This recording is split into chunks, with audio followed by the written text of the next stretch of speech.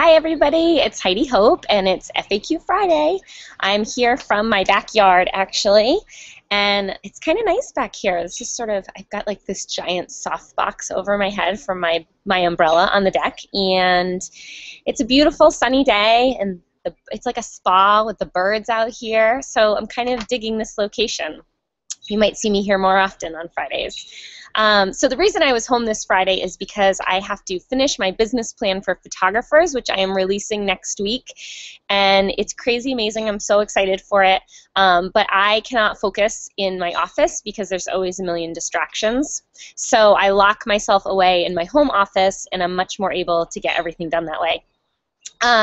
So I have lots of awesome questions for you guys this week, and I'm excited to get started. Let's go. First off, the most important question of the week were, where are my wicked awesome slippers from? And those are from LL Bean, and I think they're called Wicked Awesome Slippers too, but I'd have to check on that because I've had them for years now. Other than that question, we had some other good ones too. So the first one is from Katie, and she asks, if you could offer only 3 pieces of advice for a newborn photographer who's moving or just moved to a new state and starting their business over, what would those 3 pieces of advice be? Thank you for your time, and keep FAQ going. It's my favorite part of Friday. Katie, it is my favorite part of Friday too. I love seeing you all. So here are my 3 pieces of advice. You don't need a whole lot of new stuff. Hopefully you can bring your stuff from your old state, but it doesn't matter really if you're starting a whole new business or you're just starting over fresh in a new place, or if you've been in business for 20 years. My #1 piece of advice for photographers is plan your business first. That's so important because I think so many people don't do it, and I know when I started out I didn't do it, and I learned a lot of things the hard way. But I think by planning your business first, you're able to really put a value on your time and your talent, so that you're able to, from the ground up, really define what you want for yourself. You're not working aimlessly. I know that in the beginning I just ran around in circles because I had no definite plan for myself. So that would be my #1 thing. And when you plan your business first, you're able to really honor your creative voice much more easily because you have a framework that you can give your gifts to the world through. So if you just are only focusing on your creative voice and your creativity and getting out in the marketplace that way, I think you're really doing yourself a disservice, and you're much more likely to get burnt out. But if you have that strong foundation, then you can give those things much more effortlessly. Okay, second, understand the market that you're entering. So this does involve looking around you at the other photographers that are around you. And I often tell people to stop looking around themselves because I think that we do it too much sometimes as an industry, or just as people in general, to our own detriment. But I think as a business, you have to understand the market that you're entering. You need to know what else is out there. And the reason you need to know it is so that you can provide something different. And I will tell you this because I've seen it hundreds of times. I see it in my area all the time. If you are not offering a different service from the people that are around you, you'll never be able to build a strong brand. There has to be something unique about you and what you do and the products you provide and the service that you provide that can make you stand out. And they can be really small things that are part of your own skills and talents and the things that you love to do. But you've got to differentiate yourself from the people that are around you, or you're just going to get lost in a sea of other photographers. The third thing to do is network, network, network. Maybe some of those businesses that you're researching could actually become your friends. But anytime you move somewhere new, I think you've got to build social, trust-based relationships, whether it's getting out in your community, meeting other local parents, if you're a child photographer, networking with other local businesses. You've got to, I think in 5 years ago, when the internet businesses and websites were they weren't starting out, but it was certainly not as saturated in our industry. I think you could kind of hide behind your computer and just build your business that way, and that's sort of how I started out. I really was an internet-based business when I began, but it's a much more competitive marketplace now, and so you really need those relationships at the heart of everything that you're doing. So those are my 3 big tips to have an awesome business no matter where you are in your business. Get out and do those. Okay, question from Amber. She says, we know so much about your work life. I'd love to know what y'all do for fun when you aren't working. What are your hobbies, interests, and favorite things to do in your downtime, if you have any? So yeah, there's not a whole lot of downtime except our weekends. So our weekends are really sacred to us. We do work a lot during the week, and when we come home, it's sort of like survival mode. Get the kids dinner, get them to bed on time, you know the deal. If you want to know about a day in my life, actually, the new issue of Cheek magazine from Cheek Critique Forum has a little day in the life interview with me. So you can see what my work day is like from morning till night. But outside of that, for fun time, on the weekends, honestly, we just want to relax. We're so tired. I'm sure all of you are too. And our kids are not really, Juliana's only in kindergarten and Grace is only 2 years old. So they're not super involved in a million things yet, and we're really enjoying that time. We also have, Sean and I, both our parents are divorced and remarried, so we have 4 sets of family, and I'm still really close with my high school girlfriends. This is the town I grew up in, and also my college girlfriends are all having babies right now too, and so I try to get out to see them. So pretty much every single weekend we're either trying to visit one family or another, trying to catch up with our friends. Sean likes to golf. I try to do yoga classes, and we love to eat. So whenever we can, we're either grilling at home or we're throwing a party, we're inviting people over. We like to go out to restaurants. We're about an hour south from Boston. We're right near Providence, and we're really close to Newport, Rhode Island, which is awesome. So every Saturday night we try to do a date night, and we usually go to one of those spots or another for a really good meal and some wine. And that's pretty much it. And then in the summertime, we're members of a country club, which is amazing because the kids swim and play tennis there, and Sean gets to golf there, and I can hang out by the pool. So that's it. That's our idea of fun. It's sitting around and enjoying life. All right. Mary Beth asks, do you do in-person sales or do you put your portraits online, or both, or why? And why?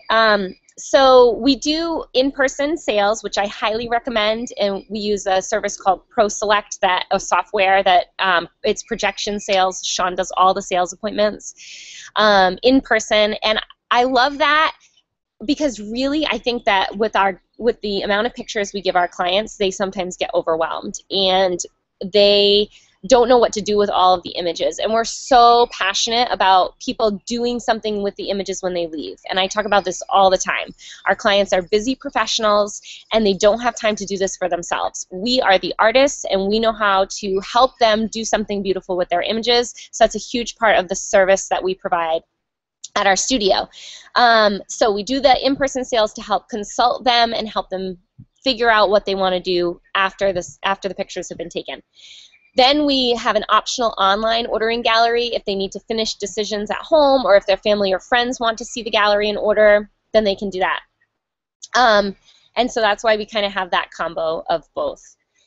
Karen asks, what do you recommend for targeting newborn clients, and have you ever purchased a list of expecting mothers? I have never purchased a list of expecting mothers, but we did purchase a list once when we were starting our senior portrait division. Senior portraits are not huge around here. Most high schools are contracted with photographers. And so the style of senior portrait photography that's kind of popular in other areas of the country hasn't really taken off here yet. And although we do it, it's really more for kids who are in private schools who don't have those contracts, or kids who maybe go to a yearbook photographer just for their yearbook picture, but then they want a more special experience for their senior portraits, so then they'll come to us for a second session. But we purchased a list at that time. It wasn't a super successful marketing effort, so I can't really give great advice on that. As far as trying to reach more newborns in the community, I think the best way to reach people is really thinking about your target market, so expecting moms, and think about where else do they shop, what are their interests, what do they do in their free time, where are they already investing their money, and try to reach out to those businesses and maybe somehow do some cross promotions. So whether it's a maternity store or somebody who, it could be a baby shower planner, or it could be prenatal yoga or an OBGYN. So anything that really caters to expecting moms, that's the time that you want to try to get people thinking about newborn portraits. So those are some ideas. All right, let's see. Carrie says, you have talked about exposing for the subject's skin tones, which is how I expose my images. Would you mind getting into a little more detail? Do you use spot metering, exposure compensation, a gray card? Also, you guys are amazing. Thank God for FAQ Fridays. Woohoo! I feel the same way. Okay, so for exposure, I am so not technical. I'm really not. I'm sorry. It's just who I am, and I know people, I'm sure people are shaking their heads about that, but I really, I'm a fine arts background, and I just know I have an eye for color and for exposure, and when I started with digital photography, I really was eyeballing things. I occasionally check my histogram, but I shoot kind of 50-50. If I'm shooting if you're shooting manual exposure and you can tell your exposure is correct through the back of the camera, then you don't really need to light meter. If I'm shooting aperture priority, then I would use exposure compensation. So if I'm shooting aperture priority, the camera is going to decide for me what they think my proper exposure is, and I usually need to overexpose from that. So I would set aperture priority, I'd take a shot, I'd check it out, I'd say this is too dark, so then I would use my exposure compensation to then increase my exposure a number of stops, and I just keep checking it and looking at the back of the camera. And if I'm nervous about maybe overexposing in certain areas, I can check out my histogram too. But we did a big thing, FAQ Friday, on histograms, so you can see my love-hate relationship with a histogram on that episode. It's a few episodes back. And I printed out cute little diagrams, so you should check that out. So yeah, that's how I do it. Okay. Faye asks, hi Heidi, I love FAQ Friday. One of my favorite things to do is escape from my crazy week, sit down for a few minutes with my latte, and watch FAQ Friday. All right, Faye. Do you like how I do a dance every time you compliment me? Thank you. Flattery gets you everywhere. She asks, I know your shoots are between 9 and 5. When you're shooting outside during these hours, when is your favorite time to shoot in order to capture images with the best backlighting? Also, what is your favorite lens to use when shooting outside? And finally, your backdrops are amazing. Where do you get the canvases? Okay, I'm going to go backwards. Canvas I get from Amazon.com. It's just a big roll of primed canvas. I think Sargent is the brand, maybe, but just type in roll of canvas on Amazon and it's like the first option on there. And then, okay, shooting outdoors. So my favorite lens outdoors is tricky. It just depends on what I'm shooting. I use mostly prime lenses. So when I go outdoors on shoot, I will bring the 35, the 50, and the 85. I like the 85 for the bokeh. I like the 50 when it's like babies and I have to be really close to them. And I like the 35 when I want to take in a lot of the scene or the landscape. So if I'm shooting on the beach and I want you to really see the beach, then I like the 35 for that. And I like the 35 for action shots sometimes too. It's just kind of like a more dynamic angle, I feel like. So yeah, that's what I do for that. And then as far as time of day, well, there's trucks going by. Sorry. So for the time of day, the closer you can be to sunrise or sunset is ideal. So since we're only open between 9 and 5, if a client is scheduling a session that wants to go outdoors, we usually say, well, let's do the 9 o'clock session or let's do the 5 o'clock session. And it depends on the time of year, but in New England, it's only warm enough to really shoot outdoors between May and October anyways, especially with little kids, because they're going to freeze and be miserable. So during the summer hours, 5 o'clock is a nice evening hour. The sun doesn't even set till like almost, I mean, it's not really dark until like 9 o'clock right now. So I think the sun is setting close to 8 o'clock. So the closer you can get to those sunrise, sunset hours are the best option. Okay, thank you, Faye. That was a good one. Monica asks, I'm a new photographer and would love your input in the next lens I should buy. I have the 50mm 1.4, which I love, but I also need something to shoot wider angles. So for the wider angles, the lens I love is the 35mm, the 1.4 for Nikon, and I think Canon's is the 1.2, but I don't shoot Canon, so I'm not 100% sure. And like I said, I'm not very technical, and I can't ever remember numbers or names. So yeah, definitely the 35 for sure. I bought the wider, what is it, the 14 to 24, maybe 18 to 24, for Nikon, and I used it once to take real estate pictures in my house when I was selling it because it makes the room look bigger. And I never really used it again because it really distorted, I felt it distorted my subjects too much in the way that I'm used to shooting, so I sold it. So yeah, I would go 35 for wide angle, or I do love the 24 to 70 if you want a zoom lens, but I'm a prime girl for the most part. Okay, and our last question is, one thing I struggle with is the distance between me and my subject. How do you know where to stand and how far or close your subject should be? And also, are the flowers in your setups real? So the flowers in our setups are sometimes real and sometimes fake, and we switch it around. We have a bunch of fake flowers as like our backups at the studio, and when we can get fresh, good flowers, we incorporate those as well. So it sort of depends, and we go back and forth between all of them and mix them together too.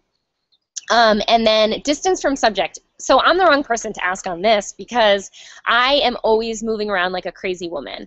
When we were at Cheek Retreat, I was joking with the other photographers. I was like, oh, I have photographer's knees, and nobody knew what that was. And I was like, my knees are all bruised. And they all looked at me like I was crazy. But then they saw me actually take pictures in my demonstration, and they were like, now we know why your knees are all bruised, because I am laying on the floor, I'm crawling. Well, for babies, they're so, you know, I get down to their level. So I'm all over the place, but then I jump up and I'm moving back and I'm moving forward and I'm army crawling, and I'm sort of a crazy person because I shoot with prime lenses and I want a ton of different angles to give a lot of variety to my clients. So I'm never in the same spot twice, probably.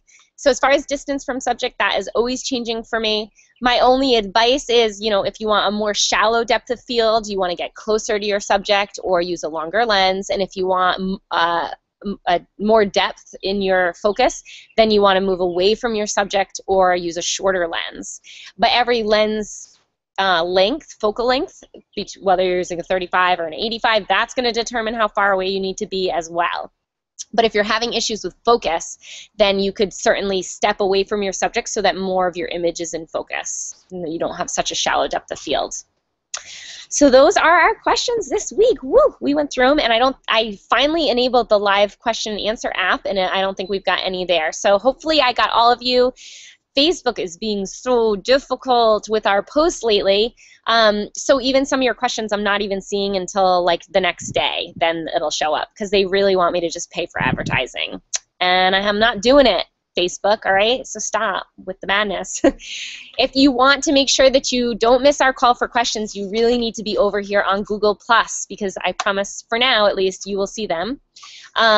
You can also go to the Learning blog and sign up for our newsletter. The website is heidihope.com/learning, and there's newsletter sign-up boxes everywhere. And I also send out a great Motivational Monday post, and you can see the recap of this FAQ Friday and some big announcements coming this summer. So go sign up for it. Thank you so much for joining me today, and I can't wait to see you all next week. Happy Friday!